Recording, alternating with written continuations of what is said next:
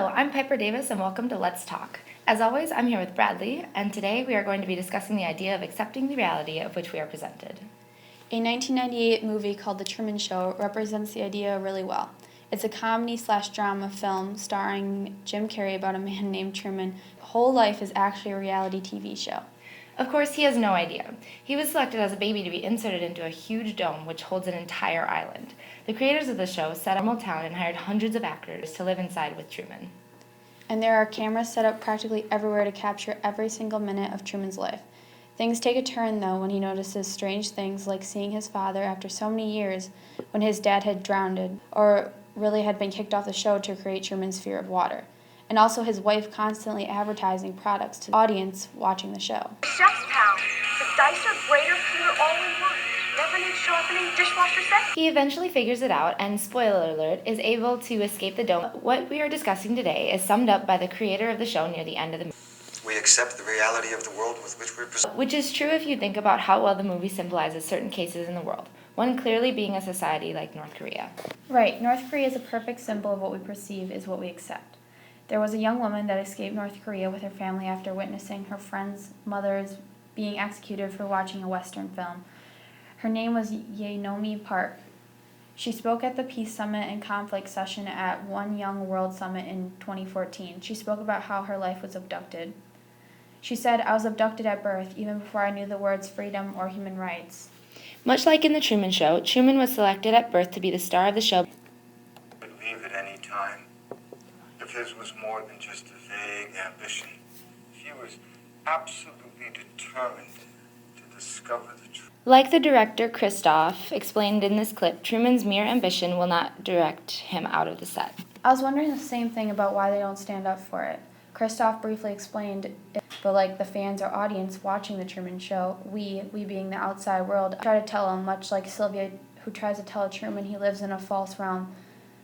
We do the same with North Korea. We try to tell the North Koreans about the outside world. This is a lot like America too, though, with Americans just naturally and unquestionably accepting the society they've been born into, especially the schooling system. If you think about it, students spend all this money on their education for what?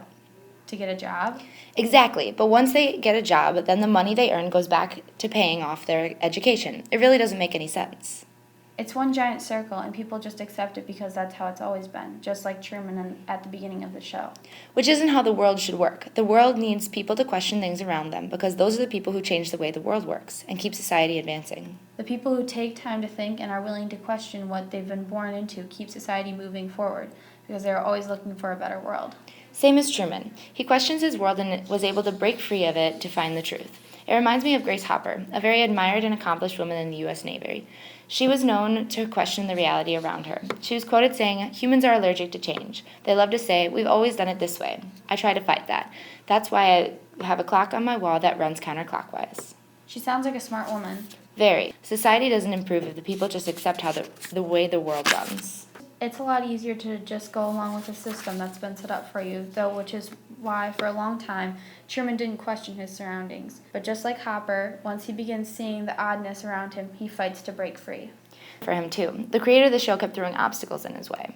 A lot of people in the real world don't want to fight the structure that's been set up for them. They like the laws and regulations, keeping everything in routine because it's easy. They know what to expect. Just like Truman knew what to expect each day, it was shown at the beginning of the movie when we watch him go to work. And every morning he says the same phrase to his neighbors. In case I don't see you, good afternoon, good evening, and good night. It symbolizes the routine. Truman chose the harder path, the one where he didn't know what would happen to him, but did so because he wanted to be in the real world, not some fake society created just for him. Truman just knew that he didn't want to be in a fabricated society anymore.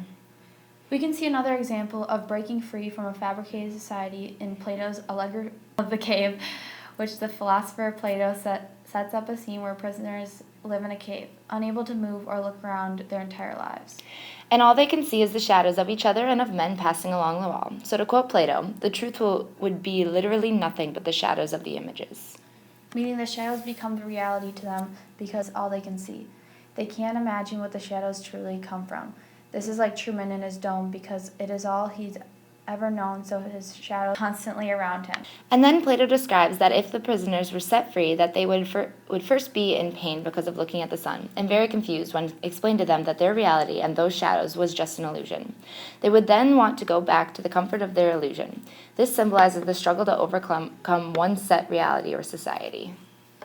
But once the prisoner is forced to look at the sun and slowly grows accustomed to looking at it, they see the new real reality around. Guaranteeing any prisoner still in the cave in their illusion. The free prisoner overcoming the sun is just like Truman deciding to break free of his dome and being part of the real world. Where Truman's story ends, Plato goes on to explain how if the prisoners still in the cave set up a society in their illusion based on their shadows, and if the free prisoner was put back into the cave and was in the new society, he wouldn't be able to see the shadows as well because he had grown accustomed to the sun before. So he wouldn't do well in society, and he would be ridiculed, and the other prisoners would say that the light makes you blind, so you would never go out of the cave.